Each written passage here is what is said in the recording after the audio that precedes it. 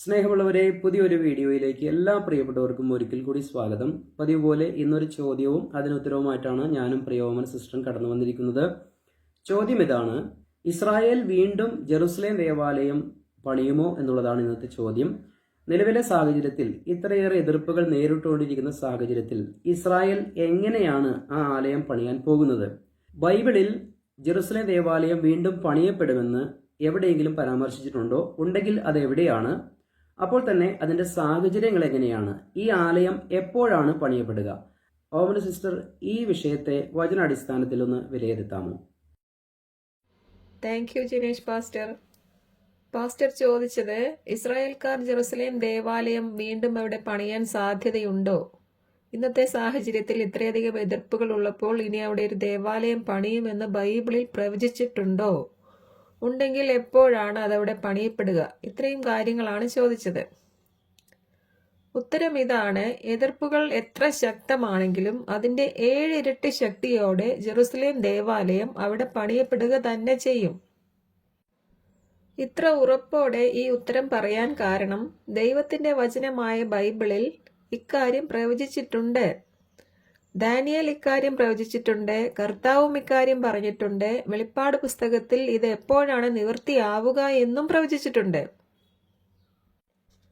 Bible പ്രവചനങ്ങൾ ഒന്നും തന്നെ നിവൃത്തിയാകാതെ പോവുകയില്ല. ബൈബിളിൽ ദൈവം അറിയിച്ചു തന്നിരിക്കുന്ന പ്രവചനങ്ങൾ ഓരോന്നും അതിന്റെ സമയമാകുമ്പോൾ നിവൃത്തിയാകും. അനേകം ബൈബിൾ പ്രവചനങ്ങൾ നിവൃത്തിയായിക്കൊണ്ടിരിക്കുന്ന ഒരു കാലഘട്ടത്തിലാണ് നമ്മൾ ഇപ്പോൾ ജീവിക്കുന്നത്.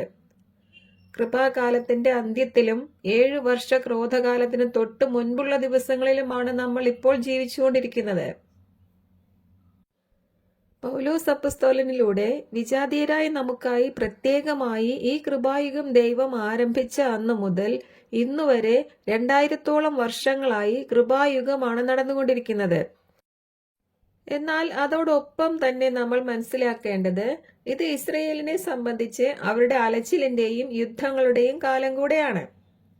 അവരെ സംബന്ധിച്ച് അവസാനം വരെ യുദ്ധമുണ്ടായിരിക്കും, നാശം വിധിക്കപ്പെട്ടിരിക്കുന്നു എന്ന് ദാനിയേൽ പ്രവചിച്ച കാലം കൂടെയാണിത്. എന്നാൽ നമുക്കിത് രക്ഷയുടെ കൃപാകാലമാണ്. അതായത് അവർ അവരുടെ നീട്ടിവെക്കപ്പെട്ട ട്രിബുലേഷൻ പീരീഡിലേക്ക് അടുത്തുകൊണ്ടിരിക്കുകയാണ്. അതിനാവശ്യമായ അവരുടെ പ്രവചനങ്ങൾ പലതും നിറവേറിക്കൊണ്ടിരിക്കുന്നു. അതോടൊപ്പം തന്നെ നമ്മൾ നമ്മുടെ റാപ്ചറിലേക്കും അടുത്തുകൊണ്ടിരിക്കുകയാണ്. റാപ്ചറിന് മുൻപായി നടക്കും എന്ന് പൗലോസ് അപ്പസ്തോലൻ നമ്മളോട് പറഞ്ഞ പല പ്രവചനങ്ങളും ഇവിടെ ഇപ്പോൾ നിറവേറിക്കൊണ്ടിരിക്കുന്നുണ്ട്. അപ്പോൾ 2 കാര്യങ്ങളും ഇവിടെ നടന്നുകൊണ്ടിരിക്കുന്നുണ്ട്. എന്നാൽ അവരുടെ ട്രിബുലേഷൻ ടൈം മാത്രമാണ് നമ്മൾ ഇവിടെ ആയിരിക്കുമ്പോൾ നടക്കാൻ പാടില്ലാത്തത്. അതുകൊണ്ട് റാപ്ചറോട് കൂടെ നമ്മുടെ ഈ കൃപാകാലം അവസാനിച്ചു കഴിഞ്ഞാൽ ഉടനെ തന്നെ 1-ാം നൂറ്റാണ്ടിൽ നീട്ടിവെക്കപ്പെട്ട അവരുടെ ദൈവരാജ്യ പ്രോഗ്രാമിലേക്ക് ദൈവം വീണ്ടും തിരിയും. അവരുടെ ദൈവരാജ്യ പ്രോഗ്രാമിന്റെ ഭാഗമാണ് ജെറുസലേം ദേവാലയം. അതുകൊണ്ട് റാപ്ചറിന് ശേഷമാണ് ജെറുസലേം ദേവാലയം പണിയപ്പെടുക. ജെറുസലേം ദേവാലയം പണിയപ്പെട്ടേ പറ്റുകയുള്ളൂ. കാരണം 7 ഇയർ ടൈം പീരീഡിലെ അനേകം പ്രവചനങ്ങൾ നിറവേറാനുള്ളത് ജെറുസലേം ദേവാലയത്തിനുള്ളിലാണ്. അതുകൊണ്ട് ഇസ്രയേലിന്റെ നീട്ടിവെക്കപ്പെട്ട 7 ഇയർ ടൈം പീരീഡ് ആരംഭിക്കണമെങ്കിൽ അതിനു മുൻപായി ജെറുസലേം ദേവാലയം പണിയപ്പെട്ടേ പറ്റുകയുള്ളൂ. അഥവാ ജെറുസലേം ദേവാലയം പണിയപ്പെട്ട ശേഷമേ അവരുടെ പ്രവചന പദ്ധതിയിലെ 7 ഇയർ ടൈം പീരീഡ് ആരംഭിച്ച് തുടങ്ങുകയുള്ളൂ. കാരണം അവരുടെ പ്രവചന പദ്ധതിയുടെ സെന്റർ പോയിന്റ് ജെറുസലേമാണ്, ജെറുസലേം ദേവാലയമാണ്. AD 70 ജെറുസലേം ദേവാലയം പൂർണ്ണമായും തകർക്കപ്പെട്ടത് അവരുടെ വാഗ്ദത്ത ദൈവരാജ്യം ഉടനെയൊന്നും സ്ഥാപിക്കപ്പെടുകയില്ല എന്നതിന്റെ അടയാളവും ദാനിയേൽ പ്രവചന നിവൃത്തിയുമായിരുന്നു. ദാനിയേൽ 9-ാം അധ്യായത്തിന്റെ 26-27 വചനഭാഗങ്ങൾക്കിടയിൽ 2000 വർഷത്തെ ഗ്യാപ്പുണ്ട്. 62 ആഴ്ചകൾക്ക് ശേഷം അഭിഷിക്തൻ വിച്ഛേദിക്കപ്പെടും എന്ന് പറഞ്ഞതിന്റെ ശേഷം ഒരാഴ്ചത്തേക്ക് അവൻ പലരുമായി ശക്തമായ ഉടമ്പടി ഉണ്ടാക്കും എന്ന് പറഞ്ഞതിന്റെ ഇടയിൽ 2000-ഓളം വർഷങ്ങൾ ഹിഡനായി കിടപ്പുണ്ട്. അതാണ് അവർക്കത് യുദ്ധങ്ങളുടെയും നാശങ്ങളുടെയും ദിവസങ്ങളാണ് എന്ന് പറഞ്ഞത്. അതുതന്നെയാണ് ഈ 2 വാക്യങ്ങളുടെ ഇടയിൽ എഴുതിയിരിക്കുന്നത്.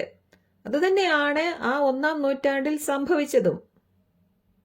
ഈ 2000 വർഷം തന്നെയാണ് പൗലോസ് അപ്പസ്തോലനിലൂടെ നമുക്കായി തുറന്നു തന്ന കൃപായുഗം. ഇതാണ് ഞാൻ മുൻപേ പറഞ്ഞത്. അവർക്കിത് അലച്ചിലിന്റെയും യുദ്ധങ്ങളുടെയും 2000 വർഷങ്ങളാണെങ്കിൽ നമുക്കിത് രക്ഷയുടെ കൃപാകാലമാണ്. അങ്ങനെ അവൻ ഒരാഴ്ചത്തേക്ക് എന്ന് പറഞ്ഞാൽ 7 വർഷത്തേക്ക് പലരുമായും ശക്തമായ ഉടമ്പടി ഉണ്ടാക്കും. പകുതി ആഴ്ചത്തേക്ക് എന്ന് പറഞ്ഞാൽ 3.5 വർഷത്തേക്ക് ബലികളും കാഴ്ചകളും നിരോധിക്കും എന്ന് ദാനിയേൽ പ്രവചിച്ചിരിക്കുന്നു. ഇക്കാര്യം തന്നെയാണ് മത്തായി 24 യേശു ക്രിസ്തുവും പ്രവചിച്ചു പറഞ്ഞിരിക്കുന്നത്. അതായത് മത്തായി 24 2-ാം വാക്യത്തിൽ കർത്താവ് പറഞ്ഞത്, ദേവാലയത്തെക്കുറിച്ച് പറഞ്ഞത്, ഇവിടെ കല്ലിന്മേൽ കല്ല് ശേഷിക്കാതെ ഇതെല്ലാം തകർക്കപ്പെടുമെന്നാണ്. അങ്ങനെ ദേവാലയം തകർന്ന ശേഷം വീണ്ടും അത് പണിയപ്പെടുന്ന കാര്യമാണ് അതേ അധ്യായത്തിന്റെ 15-ാം വാക്യത്തിൽ കർത്താവ് പറഞ്ഞത്. കർത്താവ് വീണ്ടും ദാനിയേൽ പ്രവാചകൻ പറഞ്ഞ കാര്യം റീകോട്ട് ചെയ്യുകയാണ്. അവിടെ ദാനിയേൽ പ്രവാചകൻ പ്രവചിച്ച വിനാശത്തിന്റെ അശുദ്ധ ലക്ഷണം വിശുദ്ധ സ്ഥലത്ത് നിൽക്കുന്നത് കാണുമ്പോൾ വായിക്കുന്നവൻ ഗ്രഹിക്കട്ടെ എന്ന് പറഞ്ഞിരിക്കുന്നു. എന്താണ് വായിക്കുന്നവൻ ഇവിടെ ഗ്രഹിക്കേണ്ട കാര്യം? ഇതിന്റെ ഇടയിൽ 2000 വർഷത്തെ ഒരു ഗ്യാപ്പ് ഉണ്ട്. 2-ാം വാക്യത്തിൽ പറഞ്ഞു, ഇവിടെ കല്ലിന്മേൽ കല്ല് ശേഷിക്കാതെ ഇതെല്ലാം തകർക്കപ്പെടുമെന്ന്. 15-ാം വാക്യത്തിൽ പറയുകയാണ്, വിനാശത്തിന്റെ അശുദ്ധ ലക്ഷണം വിശുദ്ധ സ്ഥലത്ത് എന്ന് പറഞ്ഞാൽ ദേവാലയത്തിൽ നിൽക്കുന്നത് കാണുമ്പോൾ. അപ്പോൾ ഇതിന്റെ ഇടയിൽ 2000 വർഷത്തെ ഒരു ഗ്യാപ്പുമുണ്ട്. ആ 2000 വർഷങ്ങൾ കഴിഞ്ഞാൽ ദേവാലയം അവിടെ വീണ്ടും പണിയപ്പെടും. അതുകൊണ്ടാണ് വിനാശത്തിന്റെ അശുദ്ധ ലക്ഷണം വിശുദ്ധ സ്ഥലത്ത് നിൽക്കുന്നത്. അപ്പോഴാണ് ഇവർ യൂദയായുള്ളവർ പർവ്വതങ്ങളിലേക്ക് പലായനം ചെയ്യട്ടെ, ഒന്നും എടുക്കാൻ നിൽക്കാതെ ഓടണം എന്നൊക്കെ പറഞ്ഞ ദിവസങ്ങൾ, അവരുടെ ഗ്രേറ്റ് ട്രിബുലേഷന്റെ ദിവസങ്ങളാണ് ഇവിടെ ഈ 15-ാം വാക്യം മുതൽ ആരംഭിക്കുന്നത്. അപ്പോൾ ഇതിന്റെ ഇടയിൽ ദീർഘമായൊരു കാലയളവുണ്ട്. മത്തായി 24-ാം അധ്യായത്തിന്റെ 2-ാം വാക്യം മുതൽ 15-ാം വാക്യം വരെ പറഞ്ഞിരിക്കുന്ന പ്രശ്നങ്ങളെല്ലാം 2000 വർഷങ്ങൾ കൊണ്ടാണ് നിവൃത്തിയാകുന്നത്. ഇതേ കാര്യങ്ങളാണ് വെളിപ്പാട് പുസ്തകത്തിന്റെ 6-ാം അധ്യായത്തിൽ അടങ്ങിയിരിക്കുന്നത്. വെളിപ്പാട് പുസ്തകത്തിന്റെ 6-ാം അധ്യായത്തിൽ എന്തൊക്കെയാണ് നടക്കുന്നത്? യുദ്ധങ്ങൾ, ക്ഷാമങ്ങൾ, ഭൂകമ്പങ്ങൾ, പകർച്ചവ്യാധികൾ, വന്യജീവികളെ കൊണ്ടുള്ള ആക്രമണങ്ങൾ എന്നിങ്ങനെ അനേക കാരണങ്ങളാൽ ഭൂമിയുടെ 1/4 അധികാരം ലഭിച്ച് ഭൂമിയിൽ 1/4 മനുഷ്യർ മരിച്ചു പോവുകയാണ് അവിടെ. ഇതുതന്നെയാണ് ദാനിയേൽ പ്രവചനത്തിലും മത്തായി 24-ലും എല്ലാം ഉള്ളത്. ഇതെല്ലാം ഈ ഭൂമിയിൽ ഒന്നിച്ചാണ് സംഭവിക്കുന്നത്. അതായത് നമ്മളും അവരും ഒരേ ഭൂമിയിലാണല്ലോ ജീവിക്കുന്നത്. അതുകൊണ്ട് അവരുമായി ബന്ധപ്പെട്ട പ്രവചനങ്ങളും നമ്മളുമായി ബന്ധപ്പെട്ട പ്രവചനങ്ങളും ഒപ്പം നിറവേറിക്കൊണ്ടിരിക്കുകയാണ്. 6 വരെയുള്ള മുദ്രകളിലെ കാര്യങ്ങൾ ലോകമെങ്ങുമാണ് സംഭവിക്കുന്നത്. 6-ാം മുദ്രയിലെ റാപ്ചറിന് ശേഷം 7-ാം മുദ്ര മുതലാണ് അവരുടെ ദൈവരാജ്യ പ്രോഗ്രാം ദൈവം റീസ്റ്റാർട്ട് ചെയ്യുന്നത്. കൃപയുടെ ഈ സുവിശേഷത്തെ പ്രതി അവർ ദൈവത്തിന്റെ ശത്രുക്കളാണ് എന്ന് പൗലോസ് അപ്പസ്തോലൻ പറഞ്ഞത് ഓർക്കുക. അതുകൊണ്ട് കൃപയുടെ സുവിശേഷം അവരിലെ ഭൂരിപക്ഷം ആളുകൾക്ക് മനസ്സിലാവുകയില്ല. അതുകൊണ്ട് റാപ്ചറിന് ശേഷം 6-ാം മുദ്രയിലെ റാപ്ചറിന് ശേഷമാണ് 7-ാം മുദ്ര മുതൽ അവരുടെ ദൈവരാജ്യ പ്രോഗ്രാം പുനരാരംഭിക്കുന്നത്. അവരുടെ 7 ഇയർ ടൈം പീരീഡുമായി ബന്ധപ്പെട്ടതാണ് അവരുടെ ദേവാലയം. അതുകൊണ്ട് ദേവാലയവും നമ്മൾ ഇവിടുന്ന് പോയാൽ മാത്രമേ പണിയപ്പെടുകയുള്ളൂ. ഇനി എപ്പോഴാണ് ജെറുസലേം ദേവാലയം പണിയപ്പെടുന്നത് എന്ന് നമുക്ക് നോക്കാം. ഇത് കൃത്യമായി അറിയണമെങ്കിൽ വെളിപ്പാട് പുസ്തകത്തിലെ സംഭവങ്ങൾ ഓരോന്നും നമ്മൾ അറിഞ്ഞിരിക്കണം. റാപ്ചറിന് ശേഷമാണ് ജെറുസലേമിൽ ദേവാലയം പണിയപ്പെടുക എന്ന് നമ്മൾ ഇപ്പോൾ പറഞ്ഞല്ലോ. റാപ്ചർ നടന്നു കഴിഞ്ഞാൽ ഉടനെ വേറെ കുറച്ച് കാര്യങ്ങൾ നടക്കാനുണ്ട്. അതും നടന്നു കഴിഞ്ഞ ശേഷമേ ജെറുസലേം ദേവാലയം പണിയപ്പെടുകയുള്ളൂ. അതായത് വെളിപ്പാട് പുസ്തകത്തിലെ 6-ാം മുദ്രയിലാണ് റാപ്ചർ നടക്കാൻ പോകുന്നത്. അങ്ങനെ 6-ാം മുദ്രയിൽ റാപ്ചർ നടന്നു കഴിഞ്ഞാൽ ഉടനെ സംഭവിക്കാൻ പോകുന്നത്, യഹൂദരിലെ ഓരോ ഗോത്രത്തിൽ നിന്നും 12,000 പേരെ വെച്ച് 144,000 യഹൂദ പുരുഷന്മാരെ മുദ്രയിടുകയാണ്. ഈ 12,000 എന്ന നമ്പറിൽ നിന്നും നമ്മൾ അവരുടെ ചുമതലകൾ, അവരുടെ ഡ്യൂട്ടി എന്താണെന്ന് നമ്മൾ തിരിച്ചറിയണം. 12 അപ്പോസ്തലന്മാരെ ഭരമേൽപ്പിച്ച ദൈവരാജ്യ സുവിശേഷ പ്രസംഗം ഈ 12,000 പേരെ കൊണ്ടാണ് ഇനി നിവൃത്തിയാകാൻ പോകുന്നത്. അതായത് നിർത്തിവെക്കപ്പെട്ട അവരുടെ ദൈവരാജ്യം വരുന്നു എന്ന സുവിശേഷ പ്രസംഗം അന്നത്തെ 12 അപ്പോസ്തലന്മാർക്ക് പകരം ഇനി ഓരോ ഗോത്രത്തിൽ നിന്നും 12,000 പേരെ വെച്ച് 144,000 യഹൂദ പുരുഷന്മാരാണ് ആ സുവിശേഷം പ്രസംഗിക്കാനും അങ്ങനെ അവരുടെ ദൈവരാജ്യ സുവിശേഷ പ്രസംഗം പുനരാരംഭിക്കാൻ പോകുന്നതും. എന്നാൽ യഹൂദരിൽ ഭൂരിപക്ഷവും പണ്ടത്തെ പോലെ തന്നെ ഈ 144,000 പേരുടെ സുവിശേഷ പ്രസംഗവും അവർ റിജക്ട് ചെയ്യും. റിജക്ട് ചെയ്യുക മാത്രമല്ല, 2 സാക്ഷികളെ അവർ കൊല്ലാൻ ഏൽപ്പിച്ചു കൊടുക്കുകയും അവരെ കൊന്നവനെ അവർ ക്രൈസ്റ്റായി സ്വീകരിക്കുകയും ചെയ്യും. അപ്പോഴാണ് ദൈവക്രോധത്തിന്റെ ആ ഭീകര ദിവസങ്ങൾ അവരുടെ മേലും ദൈവത്തെ തിരസ്കരിച്ച ലോകം മുഴുവന്റെ മേലും വരാൻ പോകുന്നത്. അല്ലാതെ റാപ്ചറിന്റെ പിറ്റേ ദിവസം മുതൽ 7 വർഷ പീഡനകാലം ആരംഭിക്കുന്നില്ല. റാപ്ചറിന് ശേഷം ഉടനെ തന്നെ 144,000 യഹൂദ പുരുഷന്മാരെ ദൈവരാജ്യ സുവിശേഷ പ്രസംഗത്തിനായി ദൈവം മുദ്രയിടും. ക്രിസ്തുവിന്റെ ശരീരവും ക്രിസ്തുവിന്റെ ക്രൂശിന്റെ ആദ്യ ഫലങ്ങളുമായ നമ്മൾ പുനരുത്ഥാനവും രൂപാന്തരവും പ്രാപിച്ച് റാപ്ചർ ആകാൻ പോകുന്നത് ക്രിസ്തു പുനരുത്ഥാനം പ്രാപിച്ച അതേ ആദ്യഫല തിരുനാൾ ദിവസം തന്നെ ആയിരിക്കും എന്ന് നമ്മൾ മുമ്പ് പഠിച്ചതാണ്. അങ്ങനെ ക്രിസ്തു പുനരുത്ഥാനം പ്രാപിച്ചതിന്റെ 50-ാം ദിവസം വരുന്ന പെന്തക്കോസ് തിരുനാൾ ദിവസം, അന്ന് അവരുടെ മേൽ പരിശുദ്ധാത്മാവ് വന്ന് അവർ ശക്തി ധരിച്ച് ജെറുസലേമിൽ വെച്ച് സുവിശേഷ പ്രസംഗം ശക്തിയോടെ ആരംഭിച്ചതുപോലെ ഈ 144,000 പേർ നമ്മുടെ റാപ്ചറിന്റെ 50-ാം ദിവസത്തെ പെന്തക്കോസ് തിരുനാൾ ദിവസമായിരിക്കും ശക്തി ധരിച്ച് അവരുടെ സുവിശേഷ പ്രസംഗം ആരംഭിക്കുക. എല്ലാ ജനതകളുടെയും സാക്ഷ്യത്തിനായി രാജ്യത്തിന്റെ ഈ സുവിശേഷം ലോകമെങ്ങും പ്രസംഗിക്കപ്പെടും. അതിനുശേഷം അന്ത്യമാഗതമാകും എന്ന് കർത്താവ് പറഞ്ഞ പ്രവചനം ഈ 144,000 പേരിലൂടെയാണ് നിവൃത്തിയാകാൻ പോകുന്നത്. കാരണം 12 അപ്പോസ്തലന്മാർ ലോകത്തിന്റെ അതിർത്തികൾ വരെ പോയിട്ടുമില്ല, ദൈവരാജ്യത്തിന്റെ ആ സുവിശേഷം പ്രസംഗിച്ചിട്ടുമില്ല. അതിന്റെ ഇടയിലാണ് അവരുടെ പ്രോഗ്രാം നീട്ടിവെക്കപ്പെട്ടത്. ഇനി അത് നിവൃത്തിയാകാൻ പോകുന്നത് ഈ 144,000 പേരിലൂടെയാണ്. അങ്ങനെ റാപ്ചറിന് ശേഷം അവരുടെ ദൈവരാജ്യ പ്രോഗ്രാം ഇവരിലൂടെ റീസ്റ്റാർട്ടാകും.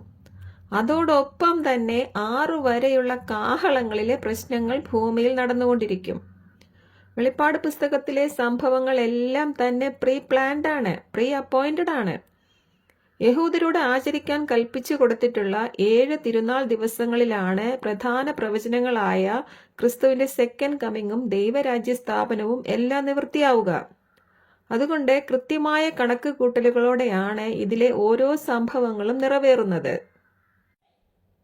ഉൽപ്പത്തി പുസ്തകത്തിൽ 6 ദിവസം കൊണ്ട് ദൈവം ആകാശവും ഭൂമിയും അതിലുള്ള സകലതും സൃഷ്ടിച്ച ശേഷം 7-ാം ദിവസം വിശ്രമിക്കുകയും പിന്നീട് 7-ാം ദിവസം ഒരു ശബത്ത് വിശ്രമ ദിവസമായി യഹൂദരോട് ആചരിക്കാൻ പറയുകയും ചെയ്തു. ഇതേ ഓർഡറിലാണ് വെളിപ്പാട് പുസ്തകത്തിലും കാര്യങ്ങൾ നടക്കുന്നത്. ആദ്യത്തെ 4 കാഹളങ്ങളിൽ ദൈവം ആദ്യ ദിവസങ്ങളിൽ സൃഷ്ടിച്ച ഭൂമിയിലും കടലിലും നീരുറവകളിലും സൂര്യനിലുമാണ് നാശങ്ങൾ വരുന്നത്. തുടർന്ന് 5-ാം മുദ്രയിൽ പാതാളത്തിൽ നിന്നും വരുന്ന ഡിമോണിക് സ്പിരിറ്റ്സ് മൂലം ഉണ്ടാകുന്ന തേള് കുത്തുന്ന പോലെയുള്ള പീഡകളാണ് നടക്കുന്നത്. അത് 5 മാസത്തേക്കാണ്. തുടർന്നാണ് കഴിഞ്ഞ സെഷനിൽ നമ്മൾ പറഞ്ഞ 3-ാം ലോകമഹായുദ്ധം നടക്കുന്നത്. മനുഷ്യരിൽ 1/3 മനുഷ്യർ മരിക്കുന്ന ഈ യുദ്ധം 13 മാസത്തേക്കാണ്. ഈ യുദ്ധത്തിനും ശേഷമാണ് ജെറുസലേം ദേവാലയം പണിയപ്പെടാൻ പോകുന്നത്. അതായത് വെളിപ്പാട് പുസ്തകത്തിന്റെ 9-ാം അധ്യായത്തിൽ 6-ാം കാഹളം മുഴക്കി കഴിഞ്ഞാലുടനെ ഈ വേൾഡ് വാർ ആണ് നടക്കുന്നത്. ഇപ്പോൾ തന്നെ നടക്കാനിരിക്കുന്ന ആ ഭീകര യുദ്ധത്തിന്റെ സാഹചര്യങ്ങളും യുദ്ധശ്രുതികളും എല്ലാം നമ്മൾ കേൾക്കുന്നുണ്ട്. റാപ്ചർ ഉടനെ നടക്കും എന്നതിന്റെ സൂചനകളാണിതെല്ലാം. റാപ്ചർ നടന്നു കഴിഞ്ഞാൽ പിന്നീട് അങ്ങോട്ട് ലോകത്തിൽ ഭയങ്കരമായ പ്രശ്നങ്ങളാണ് നടക്കാൻ പോകുന്നത്. അതുകൊണ്ട് ഇത് കേൾക്കുന്നവരെല്ലാം ഇക്കാര്യങ്ങൾ സീരിയസ് ആയിട്ട് എടുത്തുകൊള്ളുക. ഇതെല്ലാം മുന്നറിയിപ്പുകളാണ്. അങ്ങനെ 6-ാം കാഹളം എത്തുമ്പോൾ നടക്കുന്ന ഈ യുദ്ധത്തിൽ ശത്രു സൈന്യത്തിലെ ഭൂരിപക്ഷം പേർ കൊല്ലപ്പെടുകയും ഇസ്രയേൽ ജയിക്കുകയും ചെയ്യും. ഈ യുദ്ധത്തോടുകൂടി ടെമ്പിൾ മൗണ്ടിൽ ഇന്ന് കാണുന്ന തടസ്സങ്ങളെല്ലാം അവർ നീക്കം ചെയ്യും. അങ്ങനെ 10-ാം അധ്യായത്തിലാണ് ദേവാലയം പണിയപ്പെടുക. അതായത് 6-ാം കാഹളം മുഴക്കി കഴിഞ്ഞാൽ 3 സംഭവങ്ങളാണ് പ്രധാനമായി നടക്കുന്നത്. അതിൽ ആദ്യത്തേത് ഈ മഹായുദ്ധമാണ്. 13 മാസം നീണ്ടു നിൽക്കുന്ന ഈ മഹായുദ്ധം 9-ാം അധ്യായത്തിൽ നടക്കും. അതിനുശേഷം 10-ാം അധ്യായത്തിലാണ് അവർ അവിടെ ദേവാലയം പണിയാൻ പോകുന്നത്. ഇപ്പോൾ തന്നെ അവർ അവിടെ ദേവാലയം പണിയുമെന്നും അതിനുള്ള എല്ലാ സജ്ജീകരണങ്ങളും റെഡിയാണെന്നും അവർ പറഞ്ഞുകൊണ്ടിരിക്കുകയാണ്. ഇനി 10-ാം അധ്യായത്തിലെ വിവരണങ്ങൾ ദേവാലയ നിർമ്മാണം സംബന്ധിച്ചുള്ളതാണ് എന്ന് എങ്ങനെയാണ് മനസ്സിലാക്കാൻ കഴിയുക എന്ന് നോക്കാം. ആദ്യമായി തന്നെ മനസ്സിലാക്കുക, 6-ാം കാഹളത്തിൽ 3 കാര്യങ്ങളാണ് നടക്കുന്നത്. ഒന്നുകൂടി പറയാം, അതിൽ ഒന്നാമത്തേത് 1/3 മനുഷ്യർ മരിക്കുന്ന ഒരു യുദ്ധമാണ്.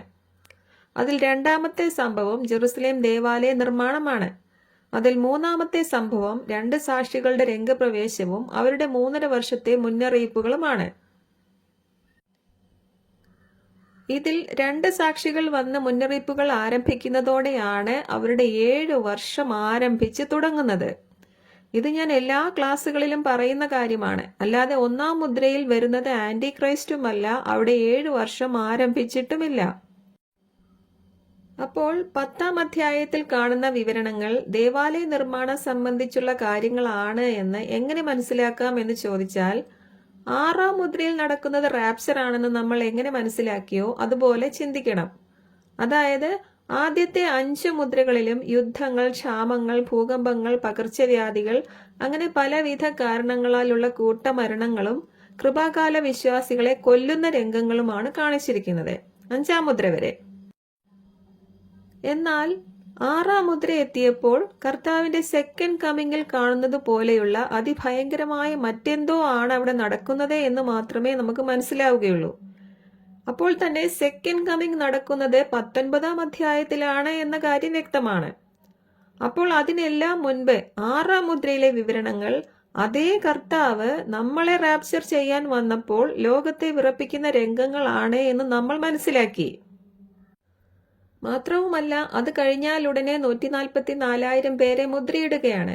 ശേഷം ഉടനെ തന്നെ റാപ്ചറായ നമ്മളെ സ്വർഗത്തിൽ കാണിക്കുകയാണ്. അപ്പോൾ 6-ാം മുദ്രയിൽ റാപ്ചർ നടക്കും എന്ന് ക്ലിയറായി.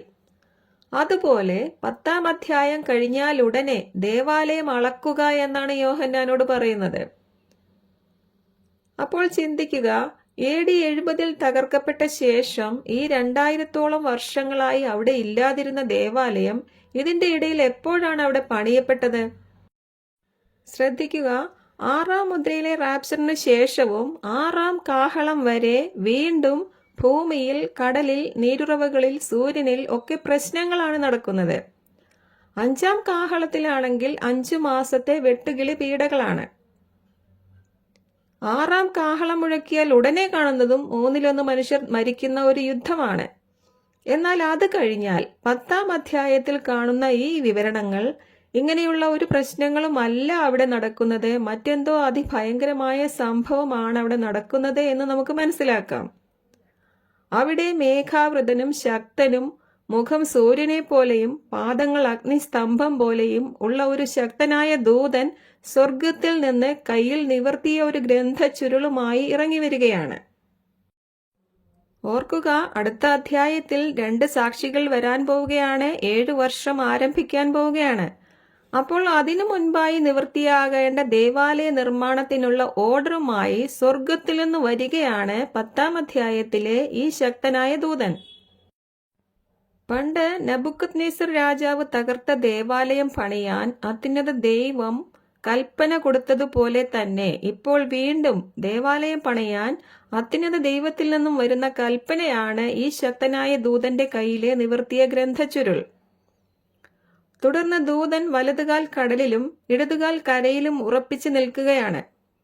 എന്ന് പറഞ്ഞാൽ ഭൂമി മുഴുവനും ദേവാലയ നിർമ്മാണത്തിന് എതിര് നിന്നാലും ഇനി കാര്യമില്ല. ഇത് സ്വർഗത്തിൽ നിന്നും വരുന്ന ഓർഡറാണ്. ഭൂമി മുഴുവനും ഇത് അനുസരിച്ചേ പറ്റുകയുള്ളൂ. യോഹന്നാൻ കാണുന്നത് അതിന്റെ സ്പിരിച്വൽ സൈഡാണെങ്കിൽ ഈ സമയത്ത് ഭൂമിയിൽ ഈ ഓർഡർ ശക്തനായ ഒരു രാജാവ് വഴി ദൈവം നടപ്പിലാക്കും. ഇനി 10-ാം അധ്യായത്തിന്റെ 3-ാം വാക്യം നോക്കൂ. സിംഹഗർജനം പോലെ ഭയങ്കര സ്വരത്തിൽ ആ ദൂതൻ വിളിച്ചു പറഞ്ഞു, അപ്പോൾ 7 ഇടിനാദങ്ങൾ മുഴങ്ങി. ഇവിടെ 7 എന്ന നമ്പർ ശ്രദ്ധിക്കുക. ബൈബിൾ മുഴുവനിലും, പ്രത്യേകിച്ച് വെളിപ്പാട് പുസ്തകത്തിലും 7 എന്ന നമ്പർ വളരെ സിഗ്നിഫിക്കന്റ് ആണ്. അത് യഹൂദരുമായി റിലേറ്റഡുമാണ്. അപ്പോൾ ഈ 7 ഇടിനാദങ്ങൾ മുഴക്കി എന്ന് പറഞ്ഞ കാര്യം എഴുതരുത്, അത് മുദ്രിതമായിരിക്കട്ടെ എന്നാണ് പറഞ്ഞത്. അപ്പോൾ അതിന്റെ കൂടുതൽ കാര്യങ്ങൾ യോഹന്നാൻ എഴുതിയിട്ടില്ല. തുടർന്ന് ആ ദൂതൻ ആകാശവും ഭൂമിയും സമുദ്രവും അവയിലുള്ള സകലതും സൃഷ്ടിച്ച നിത്യനായ ദൈവത്തിന്റെ നാമത്തിൽ ആണയിട്ട് പറയുന്നത് ഇനി കാലതാമസം ഇല്ല എന്നും 7-ാമത്തേതും ഇനി മുഴക്കാനുള്ളതുമായ കാഹളധ്വനിയുടെ ദിവസങ്ങളിൽ തന്റെ ദാസരായ പ്രവാചകന്മാരെ ദൈവം അറിയിച്ച രഹസ്യം നിവൃത്തിയാകും എന്നുമാണ്. എന്താണ് പ്രവാചകന്മാരെ അറിയിച്ചതും എന്നാൽ കാലതാമസം വന്നതുമായ കാര്യം? യേശുക്രിസ്തു രാജാവായി ഇസ്രയേൽക്കാർ രാജാക്കന്മാരും പുരോഹിതന്മാരുമായി ലോകത്തെ വാഴുന്ന ഒരു ദൈവരാജ്യം അവർക്ക് വരും എന്നുള്ളതാണ് പ്രവാചകന്മാരിലൂടെ അവരെ നേരത്തെ അറിയിച്ചിരുന്ന പ്രവചന പദ്ധതി. അതിനാണ് കാലതാമസം വന്നതും. അതിന് കാലതാമസം വരുത്തിക്കൊണ്ടാണ് നമുക്കായി ഒരു കൃപായുഗം ആരംഭിച്ചിരിക്കുന്നതും. അതാണല്ലോ പത്രോസ് യഹൂദനെ പറഞ്ഞു മനസ്സിലാക്കിയത്. പൗലോസിന് ലഭിച്ച ജ്ഞാനനിമിത്തം അവരുടെ പ്രോഗ്രാമിന് കാലതാമസം വന്നു എന്ന്. ഇക്കാര്യം ഒന്നുകൂടി മനസ്സിലാക്കാൻ 7-ാം കാഹളം മുഴക്കിയപ്പോൾ എന്താണ് അവിടെ സ്വർഗം അനൗൺസ് ചെയ്യുന്നത് എന്ന് നോക്കൂ. 7-ാമത്തെ ദൂതൻ മുഴക്കാനിരിക്കുന്ന കാഹളധ്വനിയുടെ ദിവസങ്ങളിൽ ഈ രഹസ്യം നിവൃത്തിയാകുമെന്നാണല്ലോ ഇപ്പോൾ ഈ ദൂതൻ ഇവിടെ ആണയിട്ട് പറഞ്ഞത്. അപ്പോൾ എന്താണ് ആ രഹസ്യമെന്ന് അറിയണമെങ്കിൽ 7-ാം കാഹളത്തിൽ എന്താണ് സംഭവിക്കുന്നത് എന്ന് നോക്കിയാൽ മതി. അവിടെ ലോകത്തിന്റെ ഭരണാധികാരം കർത്താവ് ഏറ്റെടുക്കാൻ പോവുകയാണ്. അവിടുന്ന് എന്നേക്കും ഭരിക്കും എന്നൊരു അനൗൺസ്മെന്റ് ആണ് 7-ാം കാഹളത്തിൽ യോഹന്നാൻ കേൾക്കുന്നത്. അപ്പോൾ അതിനു മുൻപായി നടക്കേണ്ട പ്രവചന നിവൃത്തികൾക്കായി ഇപ്പോൾ ജെറുസലേം ദേവാലയം പണിയപ്പെടാൻ പോവുകയാണ്. അതാണ് ഈ 10-ാം അധ്യായത്തിൽ നടക്കുന്നത്. മാത്രവുമല്ല, വെളിപ്പാട് പുസ്തകത്തിൽ 1-ാം നൂറ്റാണ്ട് മുതൽ സ്വർഗവും ഭൂമിയും ഒന്നാകുന്ന നിത്യത വരെയുള്ള 3000-ത്തിലധികം വർഷങ്ങളുടെ കാലയളവിലെ പ്രധാന സംഭവങ്ങളെല്ലാം രേഖപ്പെടുത്തിയിട്ടുണ്ട്. അപ്പോൾ അതിലൊരു സുപ്രധാന സംഭവമാണ് ജെറുസലേം ദേവാലയം ജെറുസലേമിൽ പണിയപ്പെടുക എന്നുള്ളത്. അപ്പോൾ അക്കാര്യം ബൈബിളിലെ സുപ്രധാന പ്രവചന പുസ്തകമായ വെളിപ്പാട് പുസ്തകത്തിൽ എഴുതാതെ ഇരിക്കുകയില്ല. എന്നാൽ വെളിപ്പാട് പുസ്തകത്തിലെ വിവരണങ്ങൾ എല്ലാം തന്നെ ഒരാൾക്ക് പോലും പെട്ടെന്ന് മനസ്സിലാകുന്ന കാര്യങ്ങളല്ല. അതുകൊണ്ടാണ് ഇത്രയും കാലം ഇത് ആർക്കും മനസ്സിലാകാതിരുന്നത്. മാത്രവുമല്ല, പ്രവചനങ്ങൾ നിവൃത്തിയാകുന്ന സമയമാകുമ്പോഴേ അത് മനസ്സിലായിട്ട് കാര്യവുമുള്ളൂ. ഉദാഹരണത്തിന്, യേശുക്രിസ്തു ബെത്ലഹേമിൽ ജനിക്കുമെന്ന് യേശുക്രിസ്തു ജനിക്കുന്നതിനും അനേക വർഷങ്ങൾക്ക് മുമ്പേ തന്നെ പ്രവചനമുണ്ടായിരുന്നു. എന്നാൽ യേശുക്രിസ്തു ഭൂമിയിൽ ജനിക്കാനുള്ള സമയമായപ്പോൾ പ്രവചിച്ചതുപോലെ യേശുക്രിസ്തു ബെത്ലഹേമിൽ ജനിച്ചു. ആ കാലത്ത് ജീവിച്ചിരുന്ന ജ്ഞാനികൾക്കും ആട്ടിടയന്മാർക്കും പിന്നെ ശിമയോൻ, ഹന്ന തുടങ്ങിയവർക്കും ദൈവം വീണ്ടും അറിയിപ്പ് നൽകി. ഇസ്രയേലിന്റെ രാജാവ്, സകല ജനത്തിനും വേണ്ടിയുള്ള ഒരു രക്ഷകൻ, കർത്താവായ ക്രിസ്തു ഇന്ന് ജനിച്ചിരിക്കുന്നു. ഇതാണ് അടയാളം. പിള്ളക്കച്ച കൊണ്ട് പൊതിഞ്ഞ് പുൽത്തൊട്ടിയിൽ കിടത്തിയിരിക്കുന്ന ഒരു ശിശുവിനെ നിങ്ങൾ കാണും. കർത്താവിന്റെ ദൂതനാണ് ആട്ടിടയന്മാരെ ഈ സന്ദേശം അറിയിച്ചത്. യേശു ജനിച്ച അന്നാണ് അവരെ ദൂതൻ ഈ വിവരം അറിയിക്കുന്നത്. അതിനു മുൻപൊന്നും ഇങ്ങനെയൊരു സന്ദേശം അറിയിക്കേണ്ട ആവശ്യമില്ല.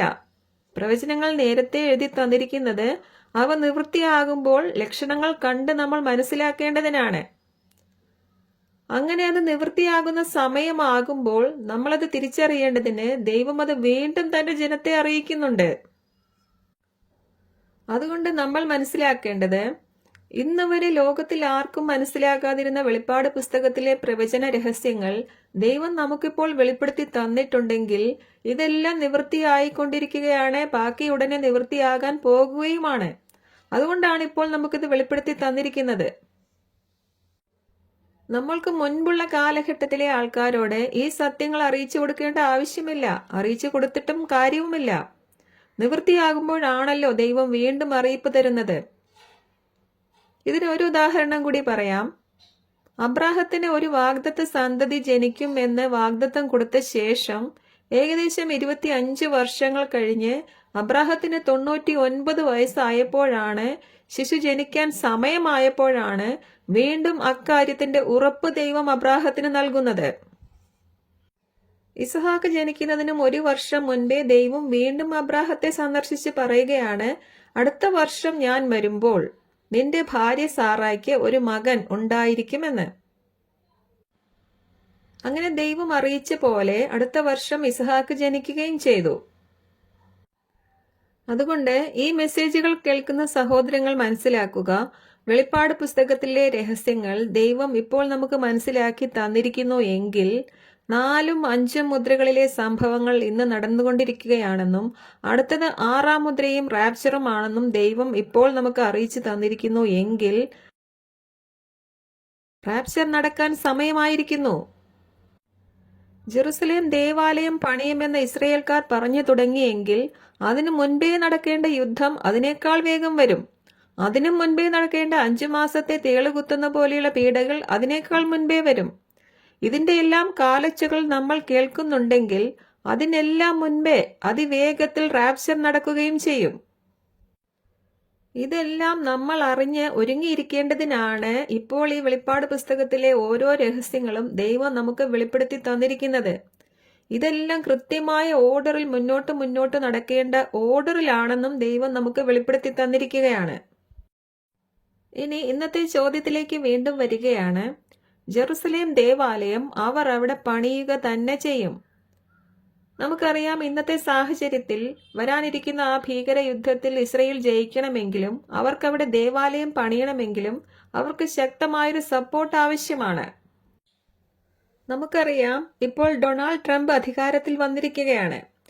എന്നെ അധികാരത്തിൽ എത്തിച്ചത് ദൈവമാണെന്നും അതൊരു പർപ്പസിന് വേണ്ടിയാണെന്നും എന്നാൽ യേശുക്രിസ്തുവാണ് സേവ്യർ എന്നും എല്ലാം ട്രംപ് വിളിച്ചു പറയുന്നുണ്ട്. നമ്മൾ ഇതെല്ലാം ശ്രദ്ധിക്കണം. അദ്ദേഹം അധികാരത്തിലേറിയ ദിവസം മുതൽ ഇസ്രയേലിന് അനുകൂലമായ പല നടപടികളും ചെയ്തുകൊണ്ടിരിക്കുകയുമാണ്. അതുകൊണ്ട് നമുക്ക് കൃത്യമായി പറയാൻ കഴിയില്ലെങ്കിലും ഇതെല്ലാം നമ്മൾ ശ്രദ്ധിച്ച് പകലിന്റെ മക്കളായി ഉണർന്നിരിക്കണം. ഞാനൊരു ചെറിയ വീഡിയോ ക്ലിപ്പ് കാണിക്കാം, അതൊന്ന് ശ്രദ്ധിക്കുക. That very soon we will all see the building of the third temple in Jerusalem. The table of showbread is ready. The menorah is ready. All of the golden pieces are ready. The third temple is ready. Our job to bring and to build the third temple. They're also planning to slaughter 5 red cows. That paves the way for the building of the third temple, replacing the Dome of the Rock. The Zionist Jews have announced many times that they would build the third temple on the Temple Mount. But this year, they are dead serious about it. The red heifers imported from Texas in 2022 are now 3 years old, which means they are ready for a purification ritual according to the Torah. This makes them eligible for the ceremony needed for the third temple preparation. But why the Jews are very silent about it? Well, actually they are not silent. The leak information from the Temple Institute officials, the red heifer ceremony will take place in the Passover holiday 2025. Just recently, the Sanhedrin, a Jewish religious authority, has called all Jews around the world to return to the Holy Land, and they should be ready to build the third temple. And we have passed that all Jews around the world have an obligation, a feel right now, to do whatever is in their power to come to Eretz Yisrael, and that is the mitzvah of the Torah, and that is... The Sanhedrin has also called for global participation in the rebuilding of the third temple. They have reached out to world leaders, including Russian President Vladimir Putin and the current US President Donald Trump, urging them to support the rebuilding the third temple. ഇവരെല്ലാം പറയുന്നത് ഉടനെ തന്നെ അവർ അവിടെ ദേവാലയം പണിയുമെന്നാണ്. അതിനാവശ്യമായ എല്ലാ സാധനങ്ങളും റെഡിയാണെന്നും പുറകിൽ കാണുന്ന ഡോം ഓഫ് ദി റോക്ക് അവർ റീപ്ലേസ് ചെയ്ത് അവരവിടെ ജെറുസലേം ദേവാലയം പണിയുമെന്നുമാണ് അവർ പറയുന്നത്. 2025 അവരിത് ചെയ്തു തുടങ്ങാൻ പോവുകയാണ് എന്നും പറയുന്നു. ഇങ്ങനെ തന്നെ മുന്നോട്ട് കാര്യങ്ങൾ പോയാൽ അവർ അതിനായി എടുക്കുന്ന തീരുമാനങ്ങൾ ഒരു 3ാം ലോകമഹായുദ്ധത്തിന് വഴിയൊരുക്കും. അങ്ങനെ ആ യുദ്ധത്തിനു ശേഷമാണ് ജെറുസലേം ദേവാലയം പണിയുന്നതായി വെളിപ്പാട് പുസ്തകത്തിൽ എഴുതിയിരിക്കുന്നത്. അതുകൊണ്ട് ഇതെല്ലാം അടുത്തടുത്ത് വരുന്നത് കാണുമ്പോൾ നമ്മുടെ വിമോചനം അതിലേറെ അടുത്തിരിക്കുന്നു എന്ന് നമ്മൾ ഗ്രഹിക്കണം. അതിനാണ് ഈ കാഴ്ചകളെല്ലാം ഇന്ന് ഉടനടി നമ്മുടെ ഓരോരുത്തരുടെയും കൈകളിൽ എത്തിക്കുന്ന മൊബൈൽ സംവിധാനങ്ങൾ ദൈവം ഒരുക്കി തന്നിരിക്കുന്നത്. അതുകൊണ്ട് ലോകവാർത്തകളോടൊപ്പം നടക്കാനിരിക്കുന്ന കാര്യങ്ങൾ മുഴുവനും ദൈവം അറിയിച്ചു തന്നിരിക്കുന്ന ഈ വെളിപ്പാട് പുസ്തകം എല്ലാവരും വായിച്ച് ഗ്രഹിക്കുക. വെളിപ്പാട് പുസ്തകത്തിലെ സംഭവങ്ങളുടെ 40-ലേറെ ക്ലാസ്സുകൾ നമ്മൾ യൂട്യൂബിൽ അപ്ലോഡ് ചെയ്തിട്ടുണ്ട്. ഇതെല്ലാം ഇംഗ്ലീഷിലും നമ്മളിപ്പോൾ ചെയ്തുകൊണ്ടിരിക്കുകയാണ്. സോ ജിനേഷ് പാസ്റ്റർ ഇന്ന് ചോദിച്ച ചോദ്യത്തിന്റെ ഉത്തരം വ്യക്തമായി എന്ന് കരുതുന്നു. 6-ാം മുദ്രയിൽ നടക്കുന്ന റാപ്ചറിന് ശേഷം 144,000 പേരുടെ ദൈവരാജ്യ പ്രസംഗത്തോടൊപ്പം 4 കാഹളങ്ങളിൽ ഭൂമിയിലും സമുദ്രത്തിലും നീരുറവുകളിലും സൂര്യനിലും നടക്കുന്ന പ്രകൃതി ദുരന്തങ്ങൾക്കും ശേഷം 5 മാസത്തെ വെട്ടുകിളി പീഡകൾക്കും ശേഷം 1/3 മനുഷ്യർ മരിക്കുന്ന ആ ഭീകര യുദ്ധത്തിനും ശേഷമാണ് ജെറുസലേം ദേവാലയം പണിയപ്പെടുന്നതായി വെളിപ്പാട് പുസ്തകത്തിൽ കാണുന്നത്. ദേവാലയ നിർമ്മാണത്തിന്റെ ആരംഭ പ്രവൃത്തികളെല്ലാം ജെറുസലേമിൽ നടക്കുന്നതിനാൽ നമ്മുടെ റാപ്ചർ അതിനേക്കാളൊക്കെ എത്രയോ അടുത്തെത്തിയിരിക്കുന്നു എന്ന് നമ്മൾ ഗ്രഹിക്കുക. അതുകൊണ്ട് ഈ മെസ്സേജുകൾ നിങ്ങളും ഫേസ്ബുക്കിലൂടെയോ വാട്സാപ്പിലൂടെയോ ഒക്കെ സാധിക്കുന്നവർക്കെല്ലാം അയച്ചു കൊടുക്കുക. നമ്മുടെ വിമോചനം സമീപിച്ചിരിക്കുകയാണ്. ഇനിയും ലോകത്തിന്റെ പിന്നാലെ ഓടാതെ ഇവിടുന്ന് പോകാൻ തയ്യാറാവുക. So keep watch and share and get blessed. Thank U.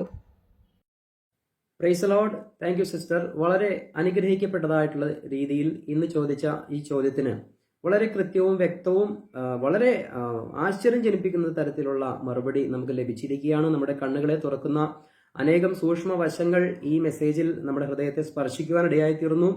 തീർച്ചയായിട്ടും ജെറുസലേം ദേവാലയം പണിയപ്പെടും എന്ന് തന്നെയാണ് വചനാടിസ്ഥാനത്തിൽ നമുക്ക് മനസ്സിലാക്കാൻ സാധിക്കുന്നത്.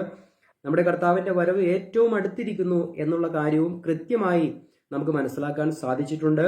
കർത്താവിന്റെ വരവിന് ശേഷം നമ്മളെ റാപ്ചർ ചെയ്ത് സ്വർഗത്തിലേക്ക് എടുക്കപ്പെട്ടതിന് ശേഷം ഈ ലോകത്ത് വരുന്ന സംഭവവികാസങ്ങളെ പരിശോധിക്കുമ്പോഴാണ് അവിടെ ഇതാ ഒരു 3-ാം ലോക മഹായുദ്ധത്തിനൊടുവിൽ ഇസ്രായേൽ ജയിക്കുകയും ആ ജയത്തിനൊടുവിൽ ഇസ്രായേലിന്റെ ആലയം ജെറുസലേം ദേവാലയം വീണ്ടും പണിയപ്പെടുകയും ആ ജെറുസലേം ദേവാലയം പണിയപ്പെട്ടതിന് ശേഷം 2 സാക്ഷികൾ അവരുടെ 3.5 വർഷത്തിന്റെ ആ ശുശ്രൂഷ ആരംഭിക്കുകയും ചെയ്യും. അപ്പോൾ മാത്രമാണ് യഹൂദിന്റെ നിർത്തിവെച്ചിരിക്കുന്ന ആ ദൈവരാജ്യം എന്ന് പറയുന്ന പദ്ധതിയുടെ ഭാഗമായി സംഭവിക്കേണ്ട 7 വർഷത്തെ പീഡാകാലം ആരംഭിക്കുകയുള്ളൂ. ജെറുസലേം ദേവാലയം പണിയപ്പെട്ടതിന് ശേഷം മാത്രമേ ഇസ്രായേലിന്റെ 7 വർഷത്തെ പീഡാകാലം ആരംഭിക്കുകയുള്ളൂ എന്ന് നമുക്ക് കൃത്യമായിട്ട് മനസ്സിലാക്കാൻ സാധിച്ചു. അതുകൊണ്ട് ജെറുസലേം ദേവാലയം പണിയപ്പെടാൻ തടസ്സമായി നിൽക്കുന്ന എല്ലാ കാര്യങ്ങളും വെളിപ്പാട് 10:4 പറയുന്നത് പോലെ 7 ഇടിയും നാദവും മുഴങ്ങി എന്ന് പറയുന്നത് പോലെ 7 ഇരട്ടി ശക്തിയോടുകൂടെ ഇടി മുഴങ്ങുന്നത് പോലെ തന്നെ സ്വർഗത്തിലെ ദൈവം ആ ജെറുസലേം ദേവാലയം പണിതെടുക്കും എന്നുള്ളത് മനസ്സിലാക്കാൻ സാധിച്ചു. മറ്റനേകം സൂക്ഷ്മ വശങ്ങൾ ഈ വചന പഠനത്തിൽ നമ്മൾ കേൾക്കുവാനിടയായിത്തീർന്നു. വീണ്ടും വീണ്ടും പരിശോധിക്കുമ്പോൾ നമ്മുടെ കണ്ണുകളെ തുറക്കുന്ന അനേകം ചിന്തകൾ ഈ സന്ദേശത്തിലുണ്ട് എന്നുള്ളത് നമുക്ക് മനസ്സിലാക്കാൻ സാധിക്കുന്നുണ്ട്. അതുകൊണ്ട് കൃത്യമായ വചനത്തിന്റെ സത്യത്തിൽ ഉറച്ചു നിൽക്കുക. നമ്മുടെ കർത്താവിന്റെ വരവിന് വേണ്ടി ഒരുങ്ങുക. ദൈവം എല്ലാവരെയും ഈ സന്ദേശത്താൽ അനുഗ്രഹിക്കട്ടെ.